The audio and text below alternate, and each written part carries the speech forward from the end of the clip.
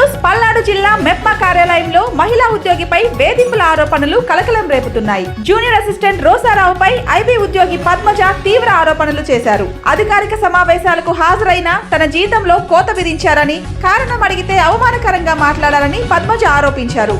మహిళా ఉద్యోగులను దూషిస్తూ వేధింపులకు పాల్పడుతున్న అధికారిపై విచారణ జరిపి కఠిన చర్యలు తీసుకోవాలని, అవసరమైతే పోలీసులకు ఫిర్యాదు చేస్తానని ఆమె తెలిపారు. నా పేరు పద్మజ.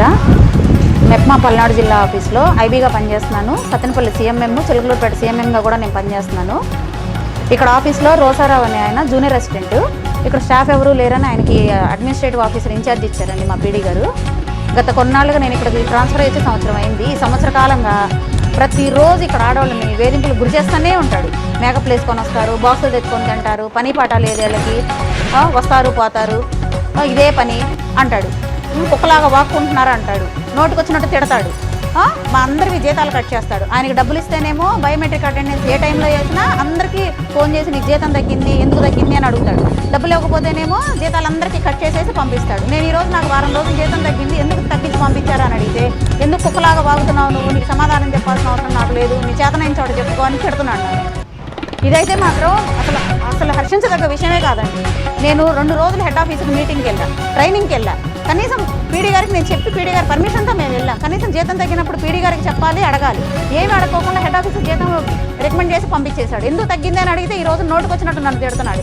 ఇదైతే మాత్రం చాలా చాలా బాధాకరమైన విషయం అండి. పనిచేసే చోట ఆడవాళ్ళని ఇలా మాట్లాడడం అనేది చాలా తప్పు. ఒక జూనియర్ అసిస్టెంట్ ఎంత ఇన్ఛార్జ్ ఇస్తే అడ్మినిస్ట్రేటివ్ ఆఫీసర్ అయిపోతే మాత్రం నోటుకు వచ్చినట్టు ఆడవాళ్ళని తిడతాడండి. ఒకసారి కాదు, ఎందుకు కుక్కలాగా వాగుతున్నావు నువ్వు, నీకు సమాధానం చెప్పాల్సిన అవసరం నాకు లేదు, నీ చేతనైన చోట చెప్పుకో, నీకు దిక్కున్న చోట చెప్పుకో అంటున్నాడు. గుంటూరు ఆఫీస్లో కూడా ఇలాగే చేస్తే ఒక ఆఫీసరు చెప్పు తీసుకొని వెనకాల పడింది ఇతన్ని కొట్టడానికి. ఇక్కడ ఎవ్వరు ఏ చర్యలు తీసుకోలేదు. గత ఏప్రిల్ 25వ తారీఖు కూడా ఇలాగే మాట్లాడారు, నువ్వు కుక్కలాగా వాగుతున్నావు అన్నాడు నన్ను. అప్పుడు కూడా నేను అలాగే ఎస్పీ గారికి కంప్లైంట్ రాసేపోతే ఇక్కడ వాళ్ళు అందరూ అన్నారు, వద్దులే మేడం ఇప్పటికే పరిస్థితులు బాగాలేదు, మన పల్నాడు మెప్మా పరిస్థితి, మీరేమి ఇవ్వకండి, ఒక్కసారికి ఊరుకోండి, మేము చెప్పి చూస్తామన్నారు. ఏం మారాడండి చెప్పి చూస్తే? ఏమీ మారలేదు. మాట్లాడితే తిడతాడు, మేకప్ వేసుకొని వస్తారంటాడు. ఆయనకి ఎందుకంటే ఆడవాళ్ళ గురించి ఎందుకు అనాలి మమ్మల్ని? మా డ్రెస్సుల గురించి, మా మేకప్ల గురించి, మా జుట్ల గురించి ఎందుకు అనాలి? ఆయన ఎవరు అసలు మమ్మల్ని అంటానికి? మేము ఎలా వస్తాం ఆయనకి ఎందుకు?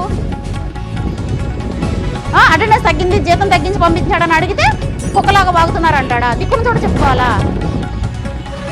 నేను ఎస్పీ గారికి అయితే కంప్లైంట్ ఇస్తానండి.